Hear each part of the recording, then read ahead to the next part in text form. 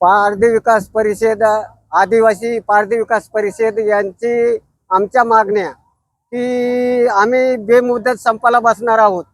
शासनाने जे आर काढला की ह्या अतिक्रमण जागेचं आम्ही त्यांच्या शक्ती प्रदर्शनामुळे अतिक्रमण काढून टाकत आहोत आणि वेळोवेळी निवेदन देऊन सुद्धा ते आमचे अतिक्रमण त्यांनी आमच्या नोंदी करून अतिक्रमण जे कायम करायचं निवेदन देऊन सुद्धा आयुक्ताला निवेदन दिले, जिल्हा अधिकाऱ्याला निवेदन दिले, तहसील कार्यालयाला सुद्धा निवेदन आहे आणि त्याचा आमच्याजवळ पाठपुरावा आहे।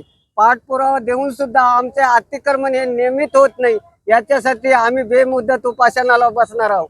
जर शासनाने नाही आमचे गृहीत धरलं तर त्याच्या पुढचा बी आम्ही काहीतरी उपाय शोधून शासनाला निवेदन देऊन विचार करून ह्या उपोषण पक्षा बी अमर उपोषणाची तयारी आहे।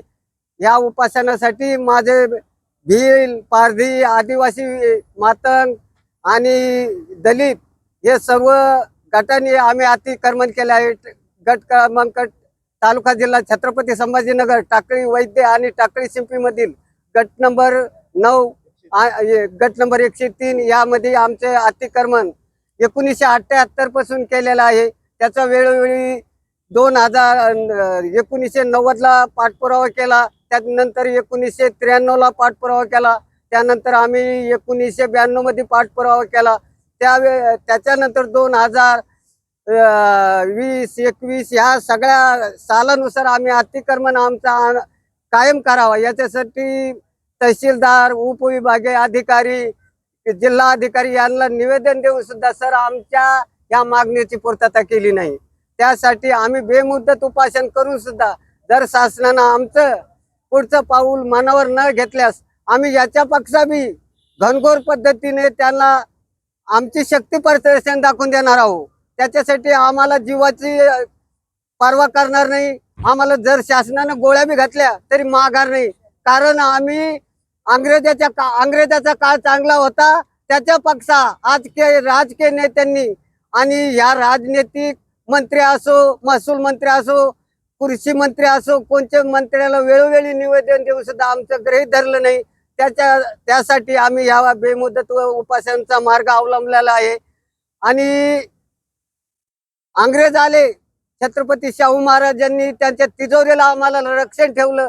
त्यांनी ज्या छत्रपती शाहू महाराजांनी आम्हाला मालकी हक्काच्या प्रॉपर्ट्या दिल्या, त्याच्यानंतर दुसऱ्या बाजीराव पेशव्याच्या काळात आमची हक्काच्या जमिनी हिसकून घेतल्या। आज पुरावा आहे सर, त्या पुराव्याला आधारित आम्ही अनुसरून ते कार्य करायच्या आधारित संघटना काहीतरी आम्ही अडाणी 3 दिवसापूर्वी आमचं अशी परिस्थिती होती की 3 दिवस गावाच्या शेजारी राहणे, त्याच्यानंतर उठून जाणे, उठून गेल्यावर इथून उठला समोरच्या गावाला कुठं जाणार ही बी नोंद करून देणार होतो। या परिस्थितीचा आमच्याजवळ आम्हाला घरनादार, चावडी बिराड, ऊपर देखे तो आकाशे, नीचे देखे तो भूमी, आम अंदर बीच में लटके हुए, या पद्धतीची आमची जिंदगी झालेली आहे। या जिंदगीला शासकीय अधिकाऱ्यांनी विचार करूनच आमचा विचार आणि आम्हाला समृद्धी आणि सुखाचं जीवन जगण्याचा मार्ग दाखवा हीच विनंती आहे। आणि परत माननीय तुम्ही पत्रकार परिषद, तुमचे बी आभार मानतो की आमच्या या विषयाला तुम्ही जास्तीत जास्त पद्धतीनं अनुसरून आम्हाला मार्ग दाखवा आणि आमची टोटली या विषयाचा विचार करावा हीच नम्र विनंती। माझं नाव जयनारायण घनश्याम चव्हाण, सामाजिक कार्यासाठी गेली 20 वर्षापासून कार्य करतो।